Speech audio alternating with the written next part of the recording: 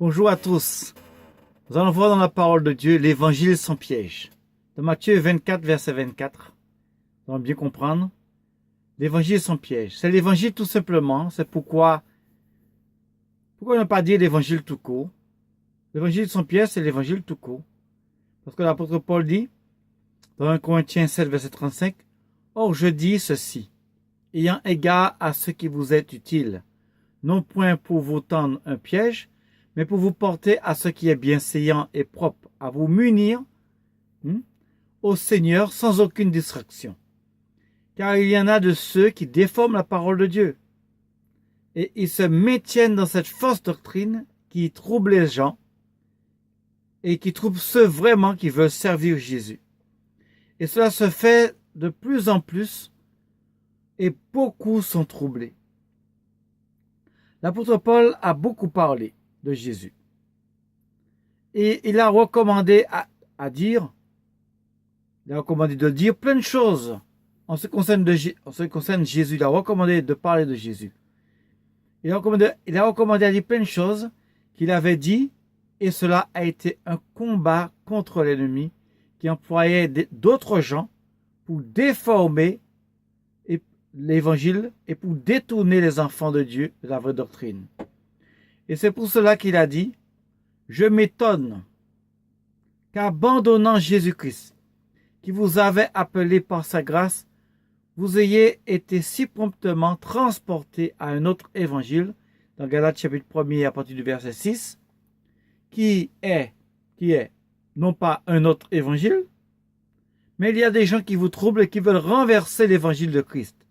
Mais quand nous-mêmes vous évangéliserions, ou quand un ange du ciel vous évangéliserait, outre ce que nous vous avons évangélisé, qu'il soit anathème. » Ça veut dire que les paroles que l'apôtre Paul dit, même un ange du ciel viendrait et contredirait cette parole. La parole qui vient de Dieu, mais il sera anathème cet ange, puisque la parole ne vient pas de l'apôtre Paul, la parole vient de Dieu. Donc il sera anathème. Amen. Eh oui. Comme nous vous l'avons déjà dit, je le dis encore maintenant, si quelqu'un vous évangélise outre ce que vous avez reçu, qu'il soit anathème. Car maintenant, prêchais-je les hommes ou prêchais-je Dieu? Ou cherchais-je à complaire aux hommes? Certes, si je complaisais encore aux hommes, je ne serais pas serviteur de Christ. Oh mes frères, je vous déclare que l'évangile que j'ai annoncé n'est point de l'homme. C'est l'évangile. Pourquoi l'évangile est son piège? Parce que l'évangile doit être dit comme Dieu le donne de dire. Et nous qui prêchons l'évangile, nous devons le dire comme Dieu nous donne de le dire. Pas faire plus, pas faire moins. Si on fait moins de ce que Dieu dit, c'est de la désobéissance. Et si on fait plus, c'est l'orgueil. C'est aussi la désobéissance, mais c'est l'orgueil. Et moins, ce serait vraiment faire semblant, donc c'est l'hypocrisie. Donc, d'une manière ou d'une autre, faire moins, c'est l'hypocrisie, c'est la désobéissance. Faire plus, c'est l'orgueil, c'est aussi la désobéissance. Il faudrait faire simplement ce que Dieu nous demande de faire et de dire. L'évangile, c'est ça. De dire exactement les paroles de Dieu, selon Jean chapitre 3, verset 34. Celui que Dieu envoie dit les paroles de Dieu.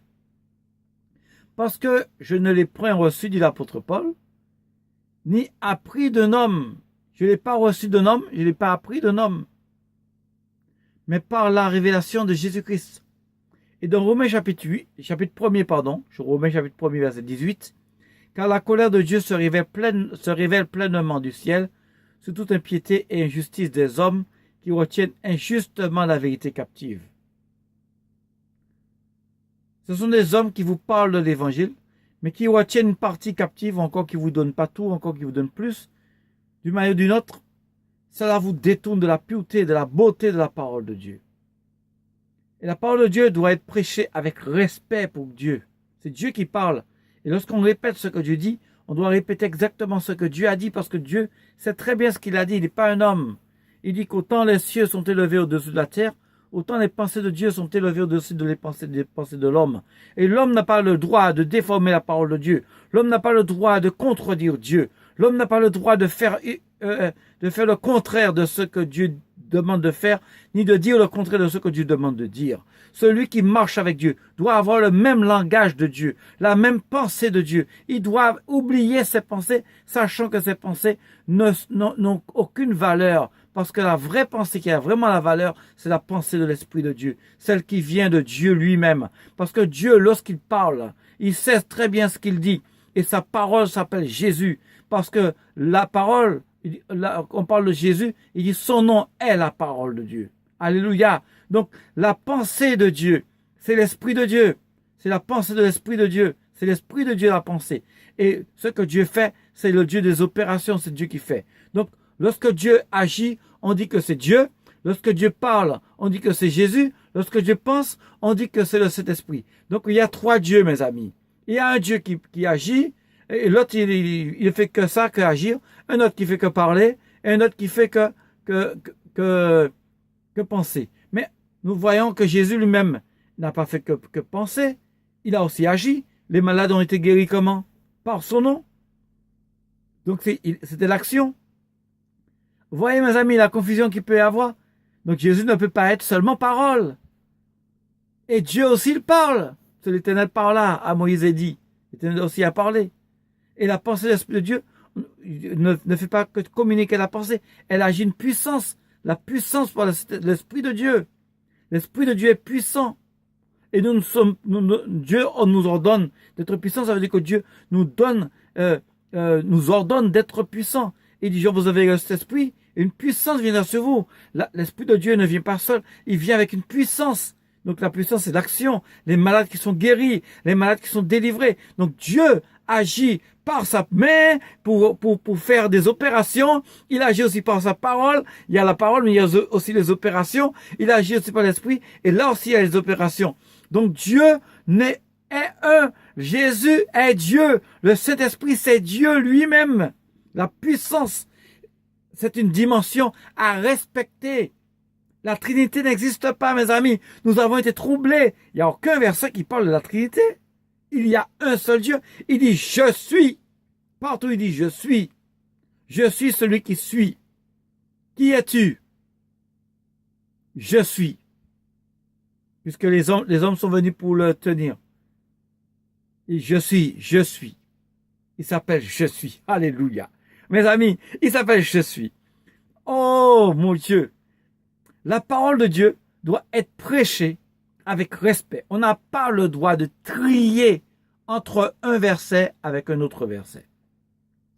Matthieu 24, verset 24. « Car il s'élèvera de faux Christ et de faux prophètes qui feront de grands prodiges et des miracles pour séduire même les élus s'il était possible. » Ce n'est pas les miracles qui te conduisent. Non, ce n'est pas les miracles. Hein. C'est la parole de Dieu. C'est le nom de Jésus. Miracle, ok. Uniquement par le nom de Jésus. Si c'est pas le nom de Jésus, laisse tomber. Sors de là, prends tes jambes à ton cou, va-t'en. Si Jésus n'est pas là. Là où Jésus est, ce n'est pas les miracles uniquement qui démontrent que Jésus est là. Ce sont les miracles avec l'amour du prochain. L'amour agapé, l'amour de Dieu. Des paroles qui sont là pour sauver ton âme, pour te dire de sortir du péché pour sauver ton âme, des paroles pour te fortifier, des paroles qui t'emmènent à pardonner, qui t'emmènent à supporter, qui t'emmènent à faire la volonté de Dieu. Ah ben oui, mes amis. Parce que lorsqu'on regarde quand Jésus dit qu'il s'élèvera de faux prophètes qui vont faire des prodiges, eh bien mes amis, ce verset est le verset par excellence pour s'instruire au sujet au sujet vraiment de la réalité de Dieu, pour savoir où est Dieu. Est-ce que Dieu se trouve dans l'assemblée où tu te trouves? Pourquoi? Parce que là où Dieu est, tu ressens une présence, tu ressens une joie, tu ressens une force, tu ressens que Jésus va guérir, tu ressens que Jésus va délivrer, tu ressens que les démons n'ont aucun pouvoir, ils vont partir, ils vont pas rester là, parce que le Tout-Puissant est plus grand qu'eux. Celui qui est en toi est plus grand que celui qui est dans le monde. Dieu est plus grand que tous les démons. Quand Dieu est là, quand sa présence est là, les démons ne peuvent pas rester.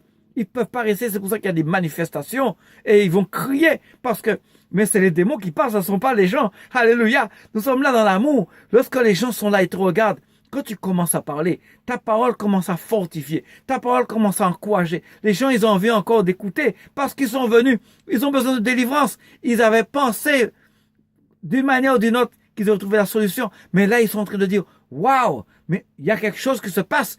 Jésus va me délivrer parce qu'il est tout puissant, il est merveilleux, il est amour. Alléluia. Il ne peut pas être comparé à qui que ce soit. Non, non, non, non, non. Ce verset par excellence, car il se lèvera de faux Christ, de faux prophètes, qui feront de grands prodiges et des miracles pour séduire même les élus. S'il était possible, parce que les élus ne seront pas séduits. Les élus ne seront pas séduits. Tu ne seras pas séduit si vraiment dans ton cœur tu es sincère que tu aimes Dieu réellement. Tu ne seras pas séduit. Non, non, non, tu ne seras pas séduit. Tu ne seras pas séduit parce que l'amour de Dieu est dans ton cœur et t'éloigne de tout ce qui est orgueil, de tout ce qui est aveuglement, de tout ce qui est hypocrisie. Il t'éloigne de tout cela parce que tu as envie d'être vrai, tu as envie d'être sincère. Tu veux, même si les gens ne te voient pas, tu veux être sincère. Tu ne veux pas voler, tu ne veux pas frauder. Même si personne n'est au courant, tu ne veux pas commettre d'adultère. Même si personne n'est au courant, tu ne veux pas te masturber. Même si personne n'est au courant, oh mon Dieu, je crois que Dieu est en train de parler à quelqu'un ce soir. Oh, qu'il faut que tu sois délivré de la masturbation. Délivré de la masturbation. Dieu, oh, mon frère, ma soeur, Dieu te donne, mon frère, Dieu te donne une femme. Ma soeur, Dieu te donne une femme. Au nom de Jésus-Christ.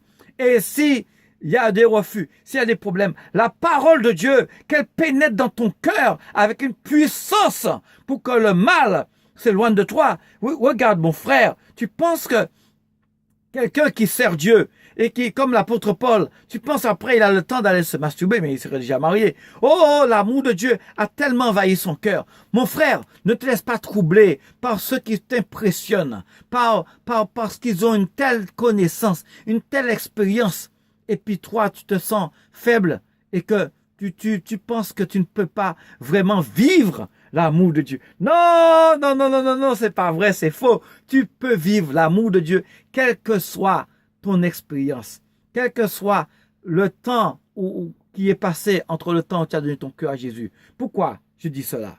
Parce que dans l'Apocalypse, tu verras, où il parle à une des églises, la révélation que Dieu a donnée à Jean, l'apôtre Jean. Il dit, parce que tu as oublié ton premier amour. Alors je te dis un conseil. Si tu ne veux pas tomber dans le péché, un conseil qui est valable aussi pour moi. N'oublie pas ton premier amour. Alléluia. N'oublie pas ce que tu as ressenti le jour où Dieu a touché ton cœur. N'oublie pas cela, parce que Dieu est merveilleux. Mes amis, nous devrions nous lire la parole de Dieu, nous instruire, car il ne s'agit pas d'une simple connaissance, non. Sinon, quel est le but qui te donne la vie? Dans quel but tu peux avoir la vie? Si la parole de Dieu est seulement pour toi une connaissance et tu ne veux pas la vivre, comment peux-tu avoir la vie parce que tu ne la vis pas? Tu ne la vis pas. Il faut vivre la parole de Dieu. Elle te montrera, elle te révélera, elle t'enseignera, elle t'instruira. Et c'est le moyen que pour toi d'avoir la vie. Alléluia. Amen.